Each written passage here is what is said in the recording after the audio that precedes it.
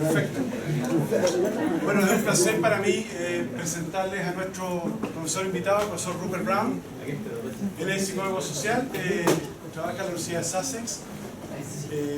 Con Rupert, como ustedes van a ver, tenemos una larga trayectoria de colaboración. Hay varios de los que hemos estado en esta sala colaborando con él en distintos niveles, siempre que nos hemos formado con él. Yo fui estudiante de doctorado de él hace muchos años. Había calculado que eran 17 años desde que nos conocemos.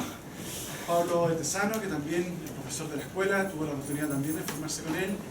Cecilia, que está sentada al lado de Antonio Urainich, está actualmente haciendo su doctorado. Por tanto, es una figura que quiero mencionarles de altísima relevancia. Y también hay otra exalumna de Rupert por acá. ¿Quién estaba? Ahí está. ¿Cuál es tu nombre? Katy.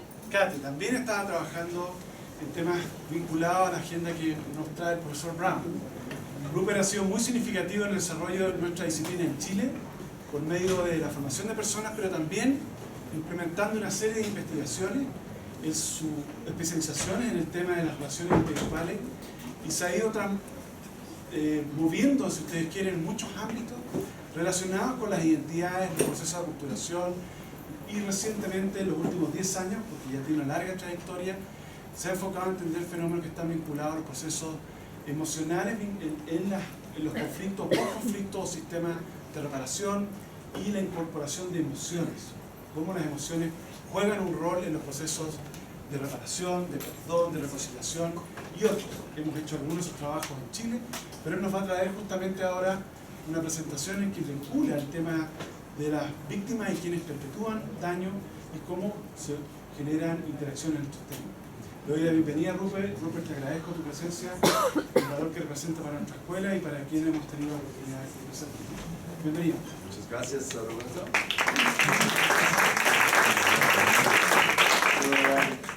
It's always a fantastic pleasure for me to be back here. This is, I think, my fourth visit.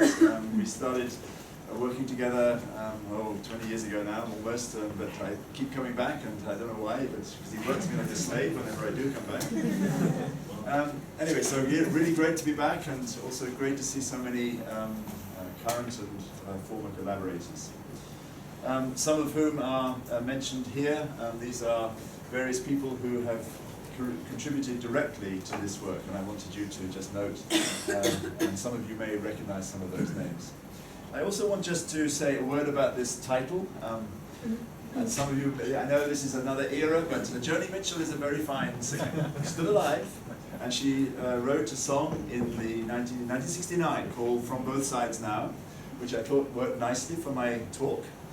And in another way it works nicely. If you look at one verse from this song down here, I've looked at life from both sides now, from win and lose, and still somehow it's life's illusions that I recall.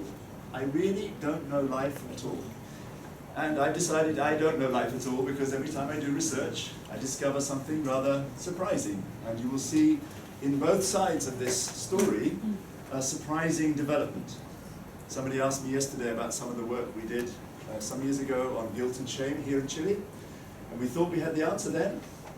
It was wrong, and you will see why it was wrong. So let's get started.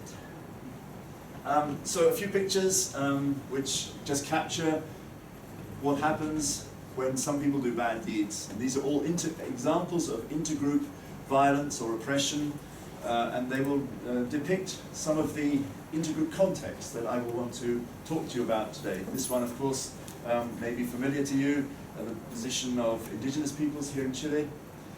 Northern Ireland in 1998, after the Good Friday Agreement, there was an awful bombing which killed a large number of people.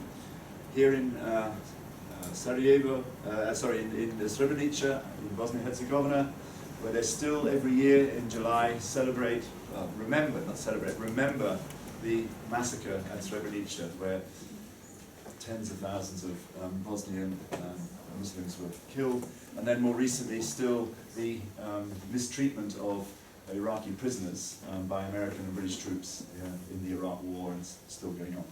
So just some pictures just to kind of set the scene.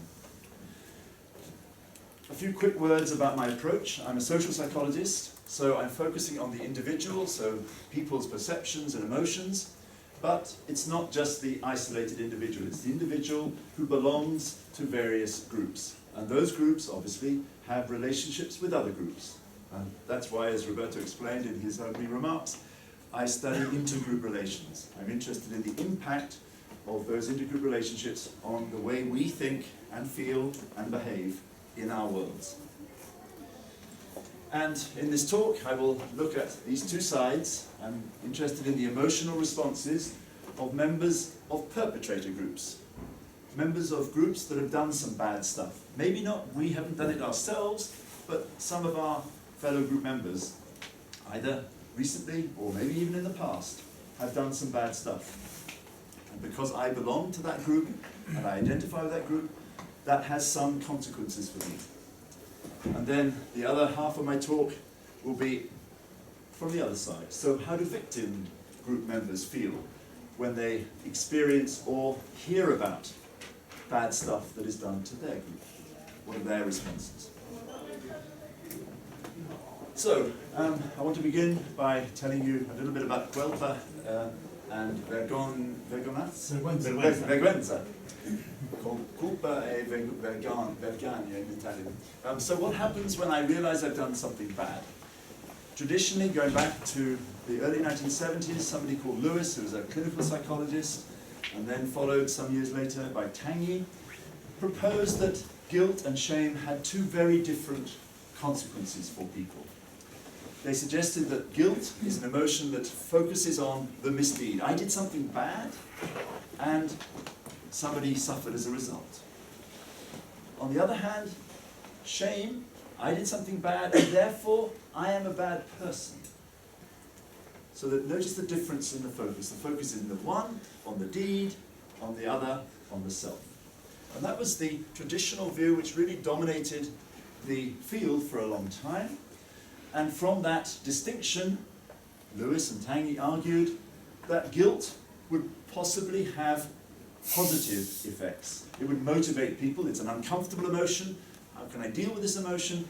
By making reparation, by trying to undo some of that bad stuff that I did.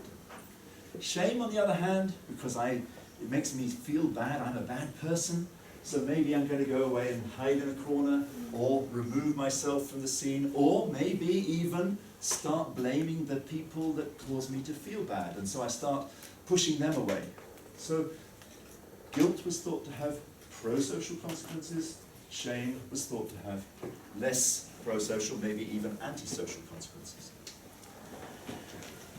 They were working only at an individual level, and then in the early 1990s, following from some theoretical developments in the 1980s, somebody called Smith argued that we don't just experience emotions for ourselves, for things that happen to us personally, we can also experience emotions for things that happen to our group.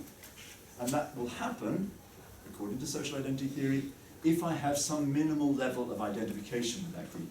Because the whole premise of social identity theory is that what happens to the group, in some senses, also happens to me. So, I can feel emotions for things, good things, or bad things, that my group has done, or that happened to my, I may have done, or our group may have done. So the classic example of this is basking in reflected glory, this work done in the late 1970s, where they showed that colleges that are doing very well in sporting contests, all the other members of the college start wearing the college scarves when their team's doing well. Just like now, I will all keep mentioning the fact that Liverpool is at the top of the league. I have no impact on that, but I feel good because Liverpool may win it this year for the first time for 25 years. So I bask in the reflected glory of that particular in-group of mine that I have more than a minimal identification with. So that's the group-based point of view, and here we're talking about the perpetrator. So talking about guilt and shame, collective guilt or group-based guilt is a feeling that, a knowledge that we did these bad things to some other group, they suffered, and that makes me feel guilty. The focus is on the deed and the victim group. collective shame, we did these bad things, and therefore we are, or, and this is an interesting distinction, we are seen to be a bad group. And so here the focus is on us, on the self or the group. If that's true, then this might, according to the traditional thinking, lead people who feel guilt to evoke some sort of sympathy or empathy for the victim group, and therefore we might be motivated to do something about it, to help the other group, to make reparations, to apologize. But shame might lead us to do the opposite. But, as you see in the brackets, the reality is a bit more complicated. So, let's start with this study that Roberto and Jorge and I and a number of others did in a few years ago now. I remember cooking up the results, finding, doing the analyses, cooking in a beach house that I think one of your colleagues lent us, very nice house by the beach, and we were sitting there in a thunderstorm, each analysing different bits, and that's where we first discovered these relationships. And this was some work we had done on feelings of guilt that non-indigenous people here in Chile might feel because of the centuries-long oppression of indigenous people here in Chile. And we know, you know, and I do, that the Mapuche have been the target of much discrimination and prejudice for many years, if not centuries. And so we thought it would be interesting to try and understand better the reactions of non-indigenous people, in this case the adolescents, to the unawareness, a reminder of that situation. So we devised a longitudinal study in which we had just over 130 non-indigenous Chilean school students, teenagers, and we had two waves about 6 months apart, in which we attempted to regress reparation attitudes at the second time point onto the two emotions, guilt and shame, and the interaction between them. And of course, classically, we wanted to control for the dependent measure at time 1 so that we are predicting with our emotion measures any change in the dependent measure over and above the individual disposition, if you like. We add some various controls, prejudice level and age and so on, which don't need to concern us just here. We've actually got larger numbers than 137 in some of the analyses, but that's the match sum. So, remember what the prediction is. Guilt should be positively rated reparation. Shame either should be unrelated or maybe negatively rated. That's what we expected. First surprise. Oh, sorry, that's just how we measured it. At that time, a few years ago, there weren't any good measures of shame. People had devised, particularly Branscombe and Doos in the Netherlands, had devised some measures of collective guilt. Not very good ones, I have to say, and nobody had a measure of collective shame. So we had to devise some measures for ourselves, and we played around with some things. The initial measures weren't brilliant, but we improved them. But you can see how we did it. So here in the guilt items, it's the focus on what we, the non-indigenous Chileans, have done. We feel guilty and so on. With shame, the focus is more on us as a racist and mean culture or society. We're predisposed to be racist. And then, in a later study, we added some things about this bad image. So we are seen to be bad. We're not just bad, we think we are, but other people think that we are. And I think we have some other items too, reparation. So we think that the Mapuche should have some more economic benefits, we should apologize, and we have a measure of sympathy as well. So, remember the prediction, guilt good, shame bad. First surprise. In the cross-sectional analysis, so just analyzing at time 1, both are good. Guilt is positively related to reparation attitudes, but so is shame.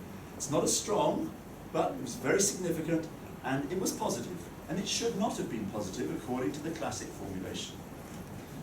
At the time, I don't think we bothered our head about that. We thought, oh well, okay, it didn't come out quite as we expected. Not to worry, because our main interest at that point was in the longitudinal element, because that had not been done at that point. We wanted to see whether these effects had any durable effect over time, over 6 months. So we kind of blocked that one out. Forget about it, not important.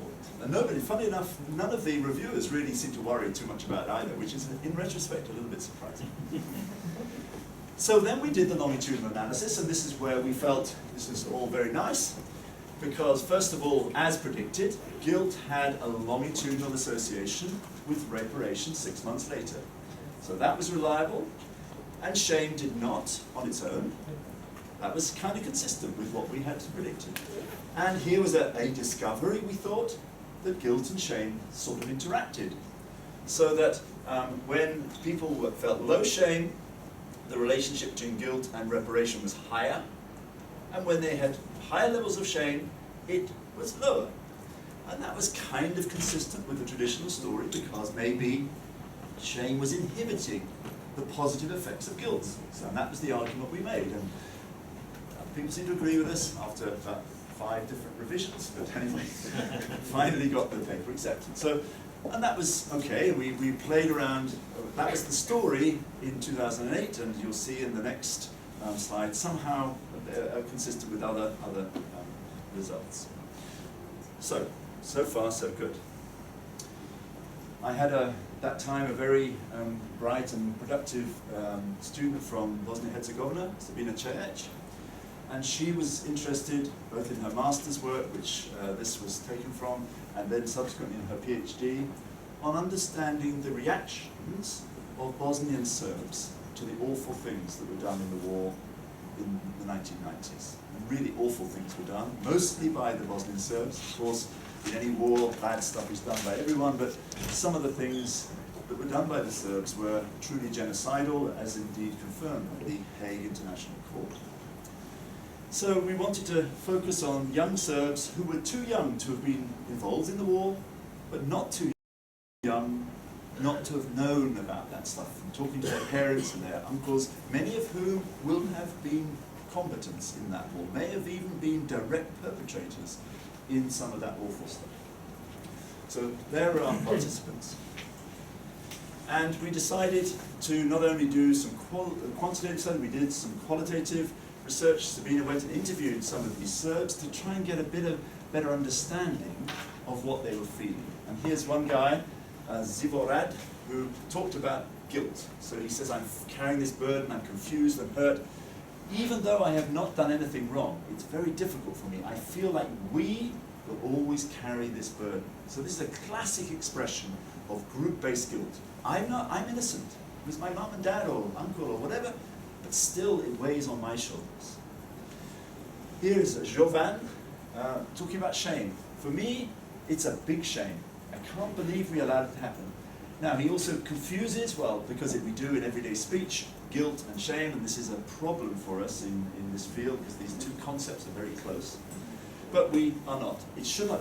And here, Srebrenica is the biggest black mark in the Serbian history. It's us, it's shown us to be bad, and here, it's created a bad image of us in the world.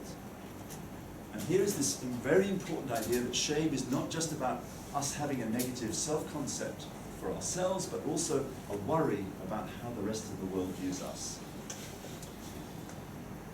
So we did a cross-sectional study, not longitudinal this time, with 170-odd school and university students, 10 years after Srebrenica, so it's still a very alive issue.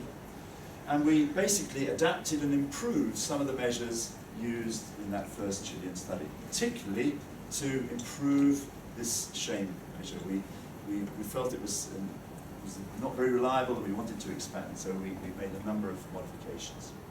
And you can see some of those now. The guilt items are pretty much the same, adapted though to the context.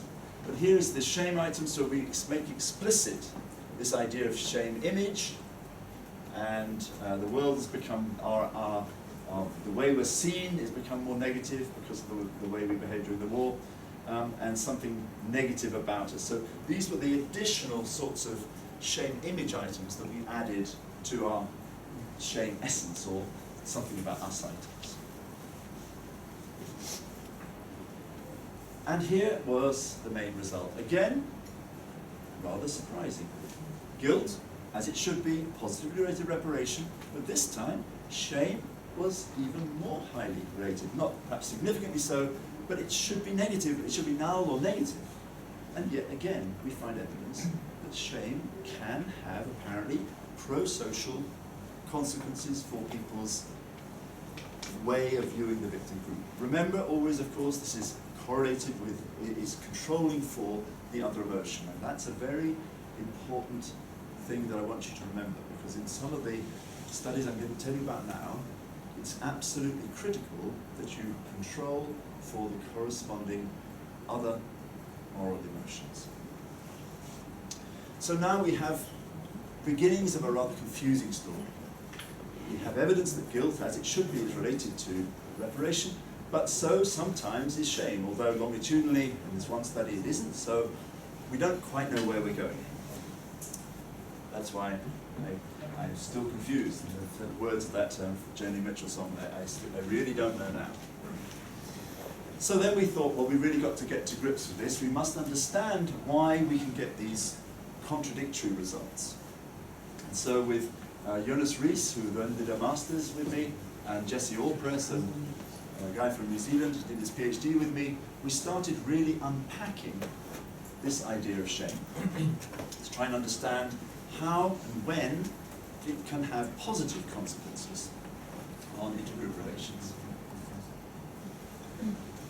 And we decided that the answer may lie in distinguishing two kinds of shame. So it's not just vergüenza, but there are two kinds. There is what we call moral shame, or sometimes essence shame, a feeling of some deep moral failure by us or by the in-group. So that's the traditional idea of shame. But then there's this other, more reputational form of shame, just a concern how other people view us.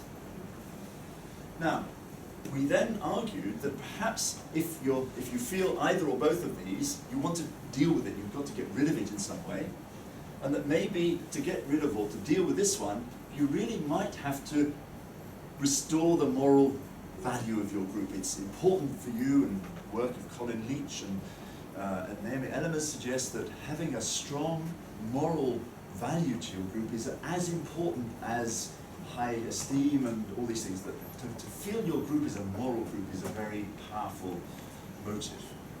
So in order to deal with that, perhaps you might actually start to think, well, I've got to apologize, we've got to try and make reparation. On the other hand, if all I really care about is reputation, what other people think of us, that I can deal with perhaps by avoiding or making some very superficial sorts of gestures. Because all I care about is looking good. I don't really have to change how we really are. So, let's see how this plays out in two different contexts. The first in contemporary Germany.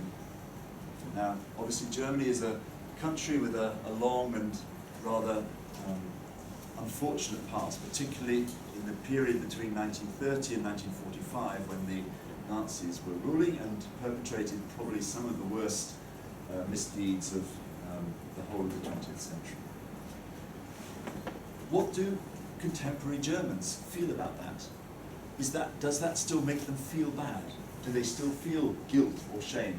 Can we unpack these different kinds of shames that they might feel about it? And then we asked ourselves, well, maybe this should, of course, theoretically be related only to the main targets of the Holocaust, that is the Jews and the communists and the gypsies and all those other groups that the Nazis targeted, but perhaps could these feelings transfer to other stigmatized groups, for example, Turkish people in Germany? They are a very targeted group in Germany, and indeed, only 2 or 3 years ago, there was actually some clear evidence of hate crimes against Turkish people. A number of hostels were burnt down by some right-wing thugs. It was a huge scandal because it was all covered up by the police and all that stuff. But anyway, so the question was, could we observe something like what Nicole Tausch calls a secondary transfer effect in the arena of intergroup emotions? Could we see if the effects of feeling guilty about the Holocaust might transfer to some more positive attitude towards a contemporary stigmatized group? And our hypotheses were essentially, that moral essence would lead, and guilt would both be linked to positive orientations towards Turkish people, but that the third kind, image shame, might have the classic kinds of negative or antisocial consequences. So, we did a study, and here now we start to unpack these different kinds of shame. In this first study, we only had a single item of moral shame. We'll rectify that in the next study, but we had this one item, I feel ashamed, just that word, whereas image shame is I feel disgraced because it's created a bad image. I feel ashamed when I realize that other countries might think bad of Germany. Sometimes it shames me how others can see Germany as immoral because of the Holocaust. So these are the image shame items, this is the moral item, this is the guilt items, these are the classic ones, the ones we've developed before. And our two outcome measures, one is prejudice towards Turkish people, a classic social distance measure. I would be happy to live in an area where there are lots of Turkish people, or I wouldn't be, against different items. And support for Turkish people, approve of tax increases to support them, to be more involved in supporting Turks living in Germany and so on. So these are the two outcome measures, a negative one and a positive one. Okay, so first question, and this is a question we've been battling with ever since we kind of got into this field, is can we separate these three moral emotions? Can we separate guilt and moral shame from image shame? And that's so the first task we set ourselves was to see whether, at least empirically, we could separate them. So thanks to the fancy statistical skills of Jonas and Jesse, we did some confirmatory factor analyses. And we start with our hypothesized model, which is a three-factor model, where you separate guilt, image shame, and moral shame. So that's the one we believe in, and then we test alternatives, because some people might say, yeah, but surely these two kinds of shame should be combined, or surely they're all part of the same thing, so just put them all together. Put guilt and moral shame together, or in the third alternative, just stick them all in a single feeling mad type factor. Well, those of you who know about confirmatory factor analysis, if you look down the chi-squareds and the fit indices, you will see that actually that first model is the one that does the best.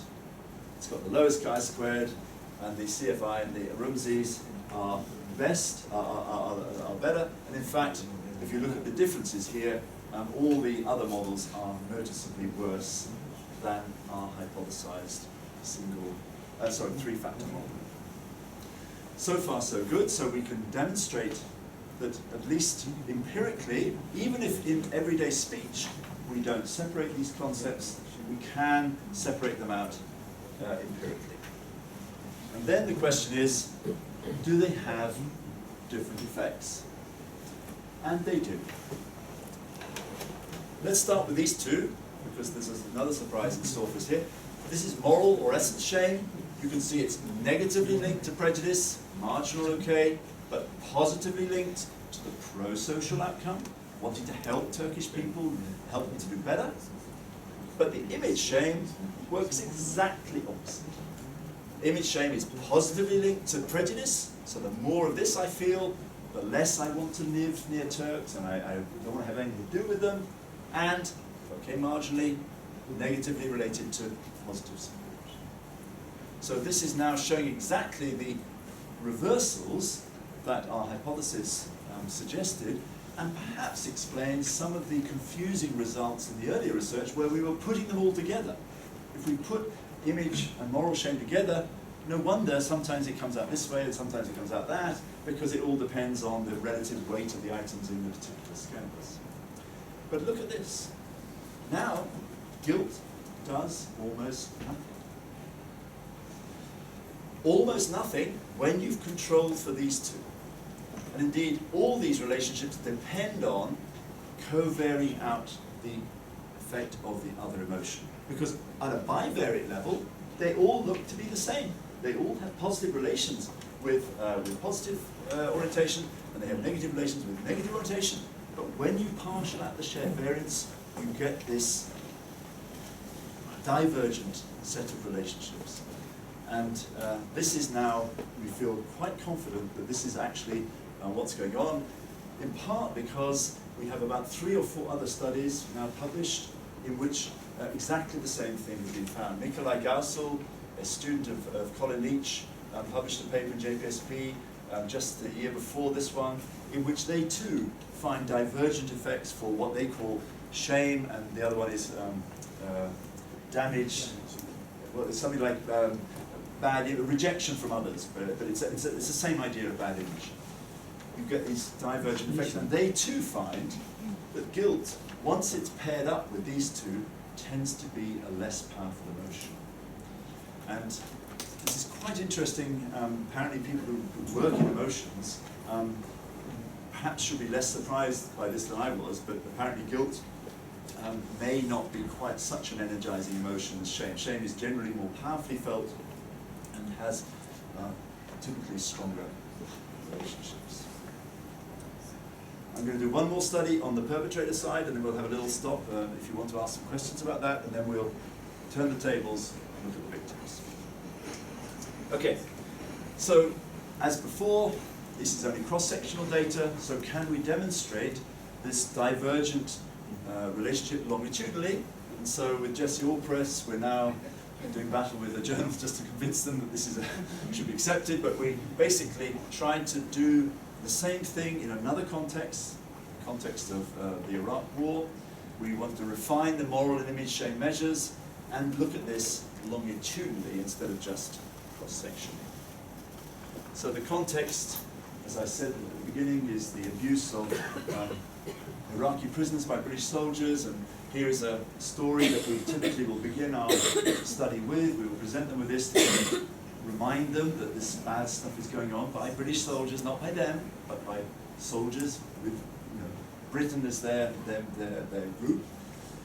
And then we say, okay, what do you feel about this, and what do you think should be done in terms of support or apologies and so on for the Iraqis.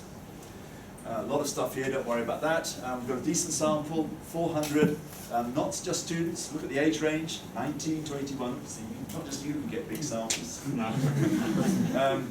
Recruited online, and we had 300 of them, so 73% retention at time 2 as well. And now we've got elaborated moral shame items. We've got 3 of those, so it's a bit more reliable, and all the alphas are okay. Image shame is pretty much the same as before. And we've got the 2 outcome measures: support for an apology, 3 outcome measures: support for compensation, and issue avoidance. So just don't go on about this stuff about the war. It's all, don't worry about it. It's all done and dusted. And first of all, again, we confirm that it's possible to separate these 3 emotions, and the 3-factor model was clearly superior to any of the plausible alternatives. And even better, we get some longitudinal associations in the way that we had expected. So moral shame is negatively rated towards a negative orientation towards the Iraqis, and image shame is positively rated longitudinally, controlling, of course, for the DV at time 1. This one didn't work. We couldn't get any relationships there. And notice again, guilt doesn't have any reliable longitudinal associations. But the key thing is the difference in sign here and here, both of them. Okay, I want to just pause, give me some breath, but also maybe a few comments, quick questions or something, and then I'll get on to the victims. Yeah? Hi, very interesting, thank you. I have a quick question about the CFA. I was wondering, because in the first one you showed, the model where you put together guilt and moral shame was slightly worse than the one with 3 factors. Was there a significant difference? Yeah, all the alternative models were significantly worse. Okay, because you said that they were different but not significant. Okay, they were significantly different, because you could think of guilt and moral shame as being similar in terms of indeed, a more genuine concern for... Yeah, no, I agree. But we've done this now in several different studies, and we always get the 3-factor model being better than, and indeed significantly better than the 2-factor model, or certainly the single-factor model. Okay, great. Yeah. Do you sense that guilt is drive for doing some kind of preparation, right? So the Classically, goal, yes. Classically. Yeah. So the goal is that you're going to lower your guilt level by Yeah. doing some kind of preparation. Yeah. Do you have some evidence of that outcome? Like I guess time 2 guilt or shame? Only in that very first study we presented here in Chile, and even that was reparation attitudes. We don't have any behavioral data as yet, and I think that's a weakness of this whole field, that it's only behavior intentions or attitudinal data. But it's just in that early study. There's lots of studies showing it cross-sectionally, and indeed, Right. if I hadn't included these two, then I would have found my relationship as usual. It's just when I control for these two, this one loses its potential. And so, in fact, one of the reviewers was referred us to a paper by, I can't remember the name of it, but anyway, the perils of partialing out. Because all of this is about partial relationships, and it's a bit tricky. You have to be careful. It's always this having control for that, because the bivariate relationships are always very similar. And if you leave out guilt, does it Doesn't do too much. If you leave out guilt, it doesn't do too much. But if you leave out either of these, then the whole picture disappears. So your hypothesis would be that more shame will get lower when you do some preparation. What's the hypothesis in the opposite direction? That would be the argument, yes, that it's a way of coping with these aversive feelings, that I can deal with that by displaying some kind of positive orientation, or in this case, by just not talking about the thing. You know, this is the issue. By not talking about it so much and just blanking it out. It makes me feel bad. Stop going on about it. Okay, one more perhaps, and then we'll go on to victims. Related to the last point, how about zero-order correlations between different emotions and the outcomes? Why my question? Because these emotions, two different kind of shame and guilt, share the same basic emotional component. Yeah. They involve displeasure Yeah. and some kind of high activation or some kind of mental energy. So they are highly correlated. Very highly, yeah. When you introduce all together in a single model, there is a real risk for suppression, for example, Yeah. trying to explain Yeah. the different directions. Yeah. Well, that's the perils of partialing out. I mean, I completely accept that point, but there is another way of looking at that, which is, okay, it could be suppression, but maybe psychologically, that's what's happening here, is that if the these three emotions are probably all occurring simultaneously, and in order to understand their effects, we do have to control for the other emotions. Yeah, And the bivariate correlations are, they're all in the same direction. yeah. Oh, that's Yeah. good. Yeah. Yeah, because I think from the theoretical point of view, the key element here is the object of the emotion. In one case, because the classical definition for emotion is emotional reaction towards something. Yeah. And here you are distinguishing between two different objects. Right. One is the moral Yeah. or a principle, and Yeah. the other is myself. Yeah. So that is nice explanation to observe these opposite effects. Yeah. Okay, let's see what the victims think about all this. So what we started out in our story with forgiveness, and again it's a complicated story that surprised us. We were interested initially, and still are actually, in the factors that are likely to promote forgiveness. So terrible things were done to your group, but still life goes on, and somehow you've got to rebuild your society. It's in Rwanda, and in fact, very interestingly in Rwanda, they have rebuilt that society even after the genocide in which nearly 1 million Tutsis were slaughtered. It is possible, but it may need some process of intergroup forgiveness. So we think, well, first of all, we're a contact theorist, so maybe the more contact you have with the perpetrator group, that could be a start. It's not enough for sure, but it could be a positive factor. And then there may be others. So if you're Sam Gertner and Jack DeVideo, you think, well, if somehow you can reconfigure the situation to have a single common in-group, and this is what they did in Rwanda. The president of Rwanda said, it is illegal now to talk about Hutu and Tutsi. Absolutely forbidden. You only talk about Rwanda. And Rwanda is the common in-group identification. By that means, he hopes, and maybe with some success, to deal with the dreadful stuff that happened in the 90s. if we can trust the outgroup, that when we forgive them, they won't take advantage of us. Because of course, if you're going to forgive somebody who did something really bad to you, there's a risk that they're going to, that we can do it again. So can you trust that they won't do it again? And again, empathy, being able to appreciate that even those monsters who did that stuff actually feel things too.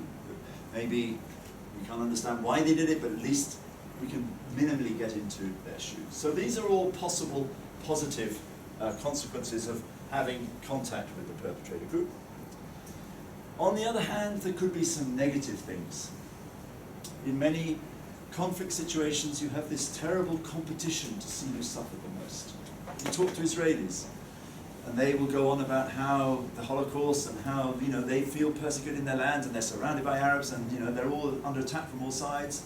And then you talk to the Palestinians, and they will say, but our lands were taken from us in 1947 or 8 or whenever it was, and look, now we have the West Bank, and they're building all these settlements, and there's Gaza and so on.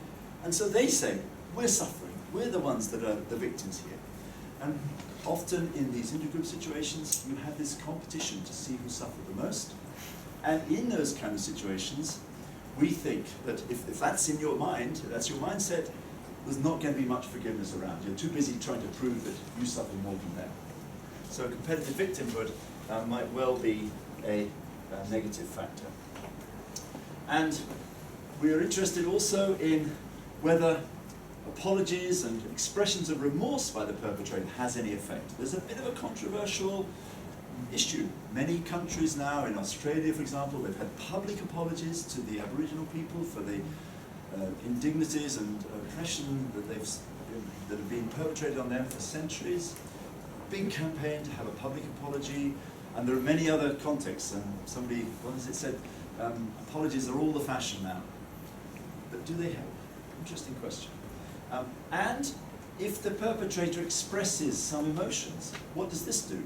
Does this help if you say, I'm really guilty, I feel shame for what we did? And does that motivate the victim group to feel more forgiveness or not? We shall see. So, let's start with Bosnia again.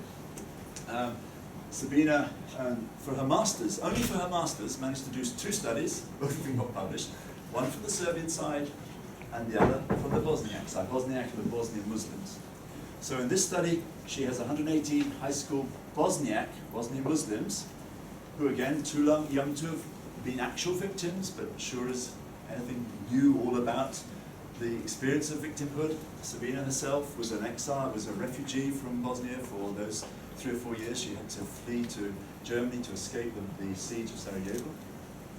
And she included measures of contact. How many Serbian friends have you got? How strongly do you identify with being a Bosniak relative to the superordinate category? Empathizing for Serbs, trusting Serbs, and finally, how much should we forgive them?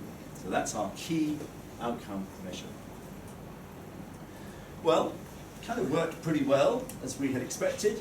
The more friends they had, the more Serbian friends they had, the more they felt they could trust Serbs as a whole, the more empathy they had for Serbs, and these were both positively related to intergroup forgiveness, and the common identification relative to the Bosniak identification, so it was a kind of relative measure, it too was positively rated to intergroup forgiveness. So, not too bad. We've evidence from our positive side, positive factors that they are all associated with a tendency to want to forgive more. It's cross-sectional only, so with all the limitations of that. But at least the positive factors are all positively rated to intergroup forgiveness. Let's go to another context. Northern Ireland, where for nearly 100 years now, but certainly in the last 50 years, there's been violent intergroup conflict, obviously, between the Catholics and the Protestants. And here it's interesting, there's no obvious victim and no obvious perpetrator. Both sides did some pretty bad stuff. Bombing of innocent victims, kneecapping, for the Troubles, as it's euphemistically called, from 1967 or 8. I remember going to Belfast in 1969. I went there with my wife, we travelled through there. There were tanks on the streets of Belfast. You were hitchhiking, and people would, the first question they would ask you, are you a Catholic or are you a Protestant? Now, I was an atheist, so I thought, well, maybe that would be the safe thing to say. But we decided the safe thing to say that we were Scottish. I wasn't Scottish, I was living in Scotland, but to say English, that would be bad news because the English were the oppressors. So Scottish, and we kind of got away from it. There were troops on the streets, and it was just a war situation, and it was kind of like that for 30 odd years until Good Friday Agreement.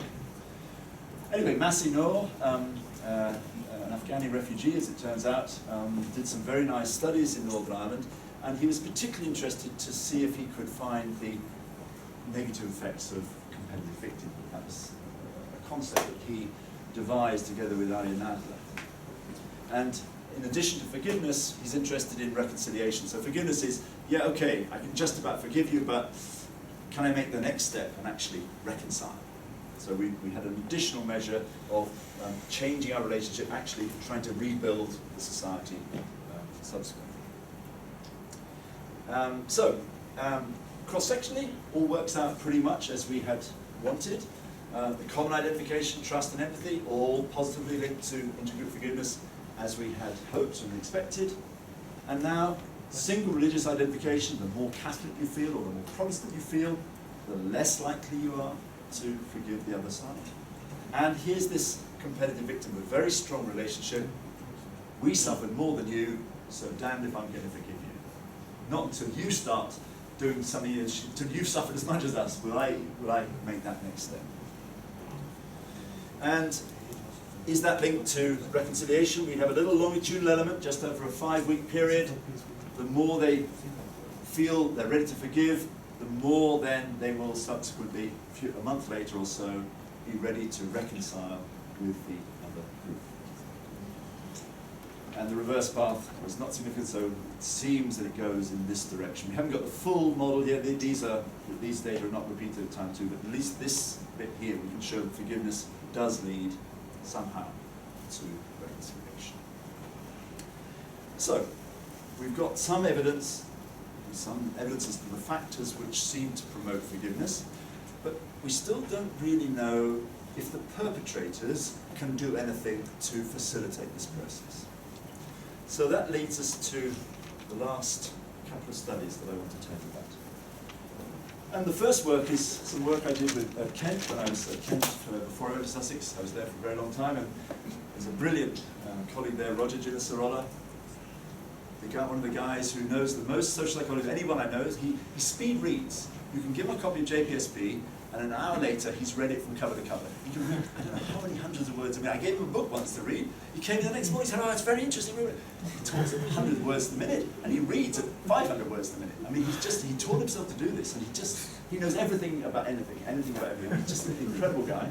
And he had this idea that it would be interesting to see what happened when perpetrators express guilt or perpetrators express shame.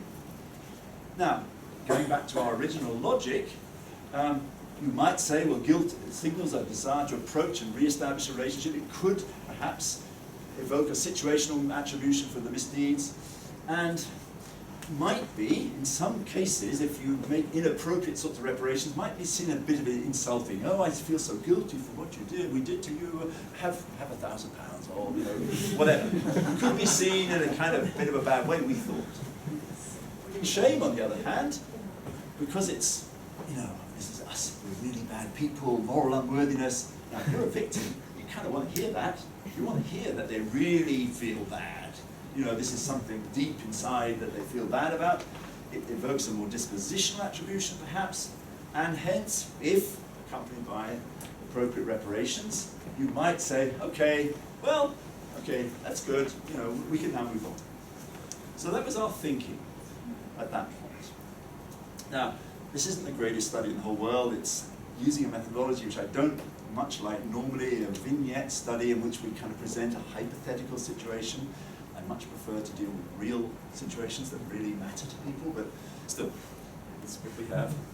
We decided to set up a situation in which we presented them with a hypothetical, it was somewhat realistic, in which a foreign company caused an environmental disaster.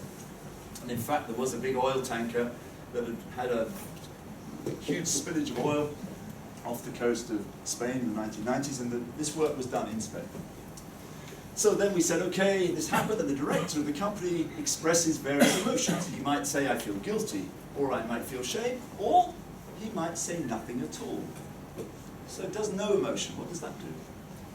And he says, he then offers apologies and reparations, or he doesn't. And then we assign our participants to one of these 6 conditions, so it's basically a 3x2 design. And we then say, well, what do you feel about that? How insulted do you feel about what this guy is telling you? And we have a couple hundred Spanish students. So here's how we actually did it. We describe the ecological disaster, and then the vignette goes on. He feels very sorry about what's happened. He regrets he hadn't done a bit more to prevent it. He feels guilty about this unfortunate accident. On the other hand, in the shame condition, I'm a complete failure. I can't run a company. I mean, what a bozo that I allowed this to happen. I feel ashamed about this terrible accident. So really beating himself up about it. Or, in the no emotion condition, I'm not troubled by it. Okay. And then he either makes reparations and apologies, or he doesn't. As you see there. So in the one case, he decides he's got to apologize publicly and clean up the river and help people, or the best thing to do is just to abandon the factory and never get into this business again. So, what happened? Here are the reactions from the victims. Now, this is the problem with this study. They're not really victims, in my view. They are Spanish students, and we asked them to imagine this happened off the Spanish coast, but they're not really, I think, a victim group.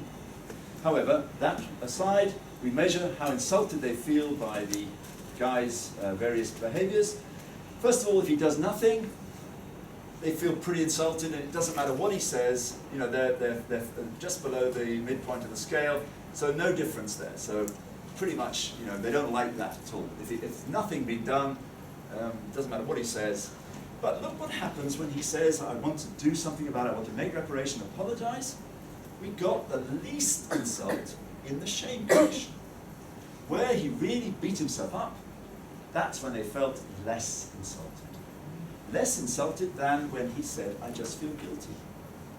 So we thought, well, maybe this shame is having a kind of positive effect again somehow, because it signals to the perpetrator, to the victims, that this guy really feeling so bad, and maybe as victims we like to see our perpetrators suffer a bit. So that was setting the scene for a grant application that I then put in with Sabina Čerić to study these same things but in a much more salient, real context back in Bosnia and Herzegovina. What would Bosniaks feel about Serbs expressing various kinds of emotions about the stuff that Bosnian Serbs did during the war? So we decided to make it all realistic, so not a hypothetical scenario. She got some professional actors and professional directors, really fancy films, short, 5 minutes or so, in which this Bosnian Serb, she was clearly identified as a Serb through her name and various other subtle cues. You and I would never spot it, but if you're in that context, you know who's a Serb, who's a Bosniak, apparently. Clear that she's a Serb, and she is interviewed about everything that happened at Srebrenica. She says, yes, we have to take responsibility for the massacre, yes, and it was a really terrible thing.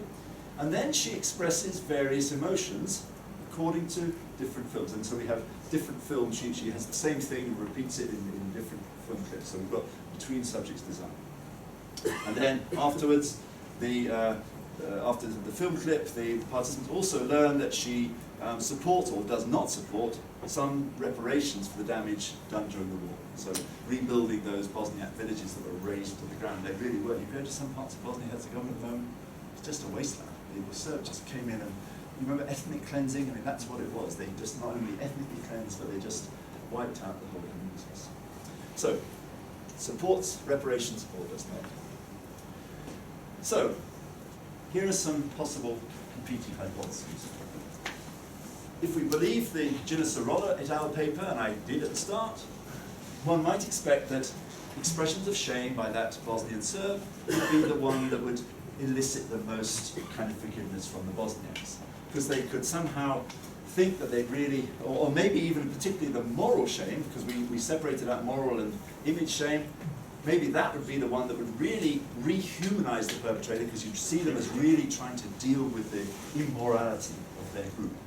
Image shame, on the other hand, you might think, all she's worried about is just making the serbs look good again. So maybe that one really wouldn't do anything. Some sort of cynical reputation management. We weren't sure whether moral shame and guilt would be different.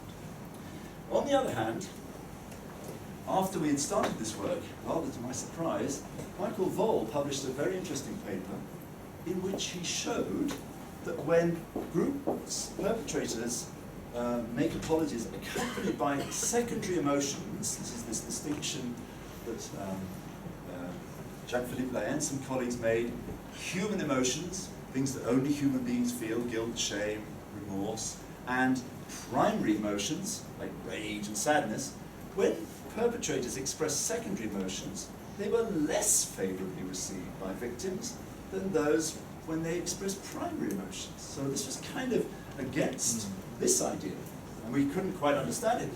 Voll said, well, the reason is this, that in these terrible situations, victims have a kind of default way of viewing perpetrators as inhuman. So that's your default position. If they then start expressing human emotions, you think, something fishy going on here, because actually they're monsters. How can they really be human? They're just pretending to be human. And so somehow it's seen as a cynical maneuver. And that he actually suggested that perhaps you're better off expressing these primary emotions, or in some cases, maybe not saying anything at all. And that was kind of a bit of a surprise to us, because we pitched the whole project on the basis of this. However, that said, this wasn't in some ways an ideal study. It was all a bit remote. It was Canadian people hearing about a friendly fire incident in Afghanistan. It was miles away. They weren't really victims in the way that our people really are victims. So we said, let's see what happens in a really hot intergroup situation. So we've got this design. We haven't got quite as many students, subjects as we like, nevertheless we've got 74 of them, a 3x2 design. And here we just actually, we've collapsed because we found it was impossible to distinguish between guilt and moral shame. So we, in this case, in this experiment, we've just got guilt. So no emotion, she expresses guilt, or she expresses image shame. And we cross that with, she's offering reparations, or she says no, not necessary. And here's how we did it. She feels nothing, or she expresses the different emotions, and so on. And the key measure for us is this intergroup forgiveness measure. I'm ready to forgive the Serbs, the things they've done, and Bosniak should never forgive Serbs, and so on. So, now we come to the denouement. Look what happened. So, with reparation, so when she says, yes, we want to do something, now nothing changes. It's around the midpoint of the scale. This is a degree of forgiveness here, and with offering reparation, neither of the three emotions does anything. It's all pretty much the same. The key thing is that she offers reparation. However, if she doesn't offer reparation, there's less forgiveness when she expresses shame, and equivalently less when she expresses guilt. Best thing to do is to say nothing at all. And in fact, we have entitled this paper, "You Say It Best When You Say Nothing at All." This is a famous song by Alison Krauss, beautiful song. Sorry about all these song references, but it's a really nice thing because it captures something about what's going on here. We're not 100% sure, but we think it's something to do with the fact that for some victim groups in these very extreme situations, they do not think it's legitimate for the perpetrators to express emotions. You have no right to be worrying about feeling guilty or shame. We're the guys that have suffered here. We get a bit of competitive victimhood. And the idea, if you just make the reparations all, then that's it. Shut up. And we are not 100% sure. Oh, let's go back. So anyway, we haven't quite nailed this down. We've got some focus group data which suggests that from these Bosniaks that's the reason why they prefer the perpetrator to not express emotions. And that was a real surprise. See what I mean about not knowing anything at all? I mean, I start out with one thing and I end up with a completely different set of data. Okay, it's almost time to stop, I think. A few conclusions. First, we can, I think, distinguish between these three kinds of moral emotions. statistically anyway, and we can show that they have divergent effects when controlling for the simultaneous effects of their companion emotions. Second, it seems that moral shame, contrary to the received wisdom for many years, can have some positive consequences, whereas it's the image shame which seems to be the bad guy. And this is interesting because it may have some implications for public policies of naming and shaming. You know, this tendency when people have done bad stuff, they should be, you know, named and shamed, all the terrible things. Maybe, but that's really touching only the image shame side of things, and perhaps that might not actually lead the perpetrators to change very much. For intergroup forgiveness, we think that there are now several reliable predictors, perhaps more accurately correlates: contact, common identification, trust, empathy, and so on, and these negative things of this negative attitude of competitive victim. So we think that in this, for this stuff, it's very important to devise policies and interventions that obviously promote these, contact, identification, and so on, and reduce this. So try to find ways to not get into a game, a competition like who suffered more than we did. And finally, this controversial conclusion that maybe perpetrator groups might be better to lay off too much of the emotional expression. And one of the most moving things, I only came across this a couple of years ago, one of the most moving images was this one at the bottom here. Willy Brandt, he went to Warsaw in 1970. There's a big memorial to the victims of the Warsaw Ghetto. And here he was as the Chancellor of Germany, and he knelt down in front of this memorial, and he said nothing, but he just prostrated himself in front of this thing, and then he stood up and stood back. And it was that silent but clear expression of collective responsibility for the Holocaust, which many people have argued has been a significant factor in trying to undo some of that damage done during the Nazi era. Okay, I think I should stop.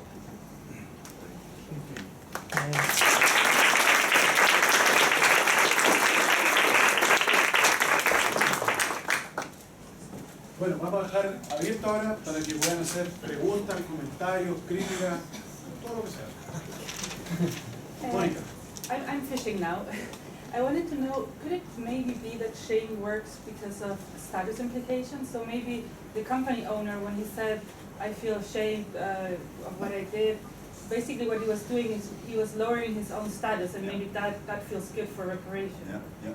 It could be, and that was certainly the argument that Roger Giancarlo made. If you read his wonderful book, it's a book called Judging Passions, it's beautifully written, and he makes exactly that argument, that part of the function of these moral emotions is indeed to lower your status in the eyes of the other party. Fine, but why doesn't it work in other contexts? It certainly didn't work for us in Bosnia, it apparently didn't work for Vol and his colleagues in this Canadian-Afghani context. So it may work sometimes, but it seems not to be a very reliable. But the sentence you had, that what the company owner said, was very, very harsh, so maybe it needs to be very demeaning somehow for it to work. Maybe, I mean, but it was, again, how realistic it was. I mean, that's what worries me about this. I mean, it worked okay, but then when we use this very realistic film, and this actress, she's really convincing, and she's talking about it, and, you know, she really expresses the shame well, and when we've got the manipulation checks, and they really work pretty well. We can even just tease apart image shame from moral shame. It's more difficult to tease apart moral shame and guilt. Those two are a bit fuzzier, but you get this clear distinction between, oh yeah, she's just worrying about the image, and this other much deeper feeling of moral, but that doesn't do the business in this hotter intergroup context. Hi. According to Van Cleef model of emotional social information, the effect of expressing emotion depends on who got the power. I mean, in terms of this relationship between perpetrators and victims, if the got the power, the effect is quite different if the victim got the power. I think when the crisis or conflict is unfolding, I expect that the power is in the perpetrator. However, when the crisis finishes, can be either. Yeah. Do you believe that power might explain in some way the lack of effects you are observing in your day? It's an interesting idea. I think it's certainly interesting to know who has the most power in Bosnia-Herzegovina at the moment. It's a divided country. So you've got the Republika Srpska, and then you've got the Federation, which is the Croats and the Bosniaks, and it's kind of meant to be a power sharing arrangement. It was a bit of a mash-up, if you ask me, when the Dayton Agreement created this distinction. But I don't think it's so clear to say, and this would support your idea, that either party had more power than the other. So, because I think it's just a brainstorming. If I am the victim, but I distrust you because I feel you still got the power, maybe your emotion or your expression of the emotion is not authentic. yeah, that would be, and there's certainly very high levels of distrust in the qualitative stuff we did after these studies, trying to understand what was going on. The Bosniaks basically, they're Serbs by definition. They can't be trusted. Look what they did. Whatever they say, you can't really believe them. So I think that it is something. It is to do with its very high levels of distrust. Certainly in that context at the moment. Kathy? I have doubts about what is the conceptual definition of reparation that is being used. What do you mean by reparation? Because you always use an example in every study, but what is really behind that example? What's the real definition of reparation? Because I have doubts as for some victims, there is such a thing as reparation. You can get the maximum. Well, I mean, Or what can be we try and perceived as operationalize it reparation. in a way that we thought would be contextually relevant. So in the case of, in this Bosnian case, we talk about trying to rebuild some of the villages that were destroyed, or making financial reparations to allow the Bosniaks to rebuild their lives, some sort of support organizations in Material reparations. Sorry? Material, rather than It's usually material. Sometimes we played around with apologies. Incidentally, apologies, we've got a parallel study, I didn't have time to show it. Apologies are useless.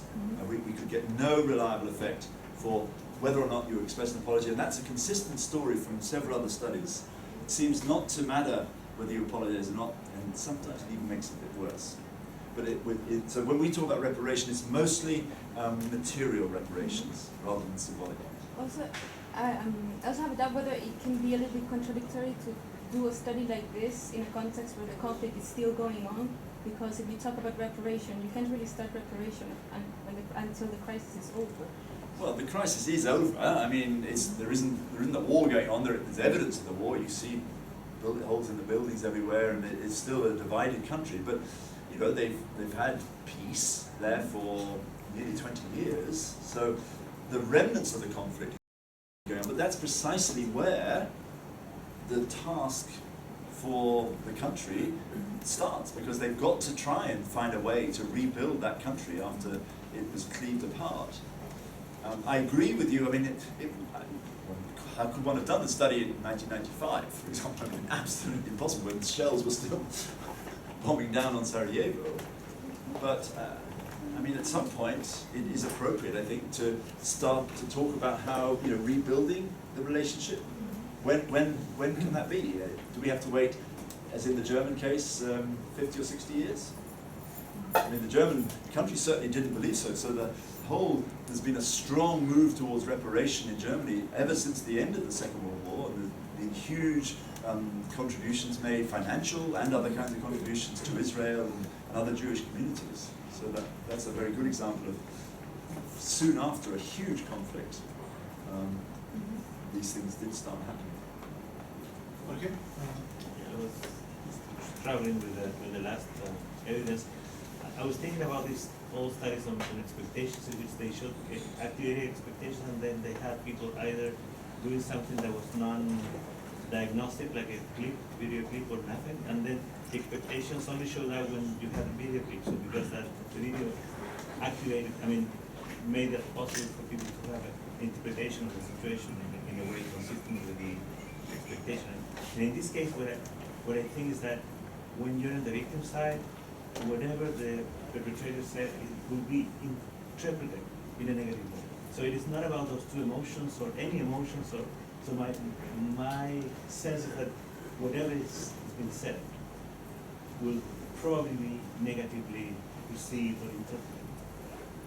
So it may be a more general effect than just Well, that something maybe is what related I'm... to those emotions. Ah, okay. It's true that we found it pretty hard to distinguish amongst the emotions. They all seem to have negative effects. Yeah. I guess I could have done a fourth condition, which would, if she had expressed kind of joy or something, I think, these things happen in war. Or a descriptive comment. Whatever you say would be so negatively received. Yeah, it could be. That's something I think She we does need say to things, rule though, out. even in the no emotion. Your conclusion is the same. She says a lot, but it's about acknowledging the thing, and so. But she's very careful not to express any emotions. It's done in a much more neutral way. So she's still saying things. It's not about saying stuff. It's about expressing emotions. So it is expressing stuff. Yeah. Yeah. Okay. Yeah. So she did. It's not a no information condition. Okay.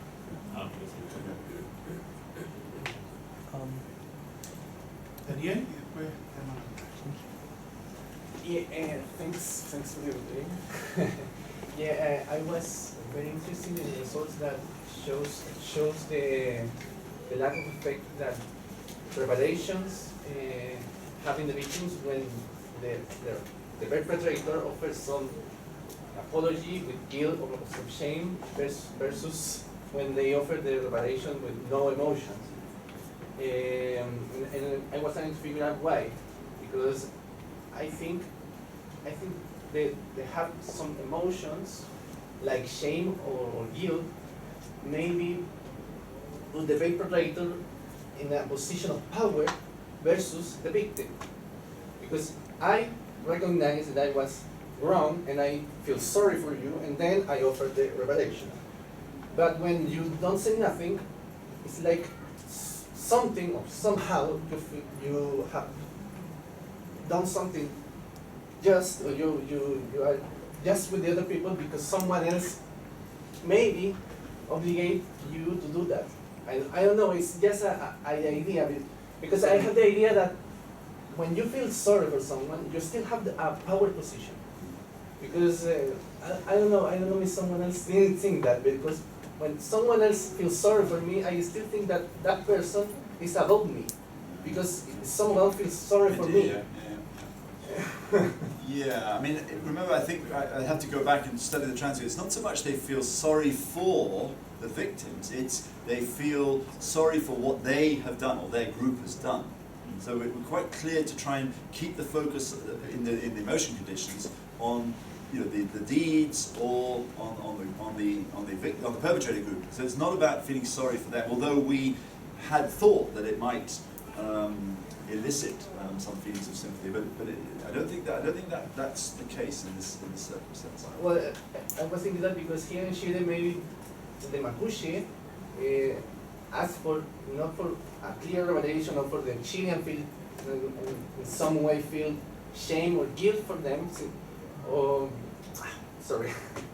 They look for some justice, I feel. And I think that's absolutely right. So the strongest thing, most Bosniaks say, before apologies, before reparations, they want justice to be served.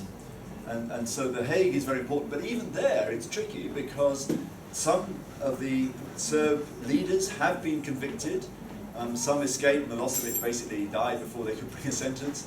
But even there, they don't feel completely satisfied because it's only a few of the leaders who are being on trial, when they know there were many hundreds, maybe more than hundreds of other people who are getting away with it. And so justice is certainly very important. And I think that could be a key element here. That if you talk to people in these interviews, it's justice they want first, more than apologies, more than reparations. But sometimes some victim groups, certainly Aboriginal groups in Australia, they campaigned for a public apology. And when it was made, it was a very important step. You could argue that nothing much changed after it, but symbolically, it was extremely important when Rudd made that apology. And it was a very heartfelt, you go on YouTube and hear him making that apology in Parliament, in Australian Parliament. He really felt genuine. And I think it was a step, but I would say maybe that was only the first step, and other things, maybe justice and other stuff needs to happen too. Let's go. Yeah, I was. I have a question about what happens before it turns to be two groups, when one is the perpetrator and the other one is the victim. In case of war, if you have two groups, and then like about some years later, one comes bigger and turn the other to a victim. I want to ask about that because when it all finishes and the victim asks for apologies, maybe the perpetrator group will have some. They could be waiting as well for an apology from the victims group before they say sorry to them. Yeah, whether they're waiting for apology, but it's certainly true.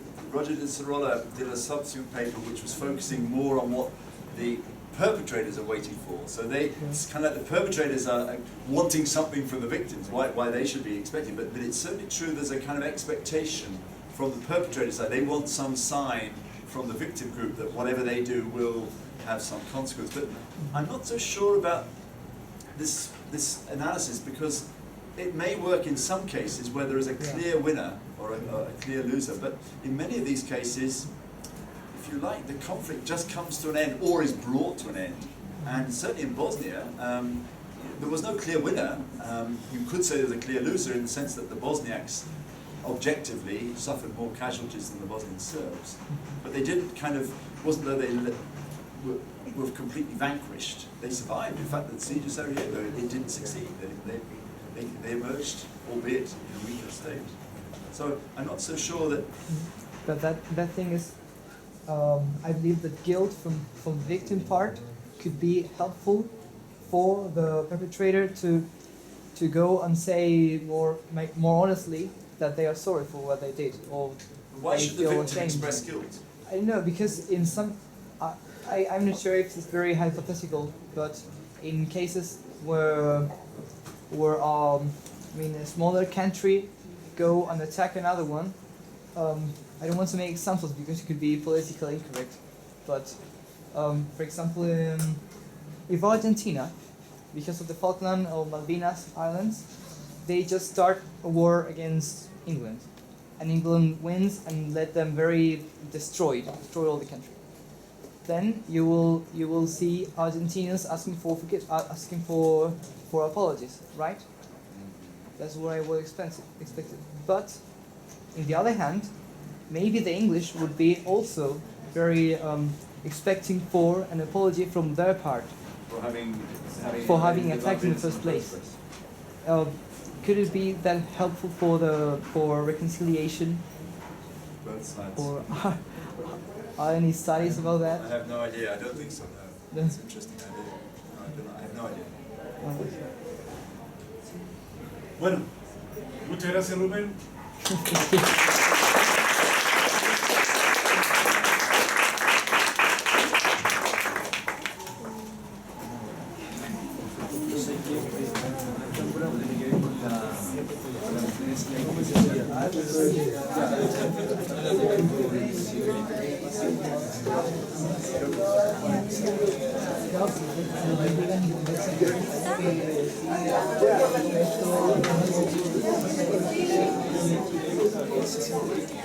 Yeah.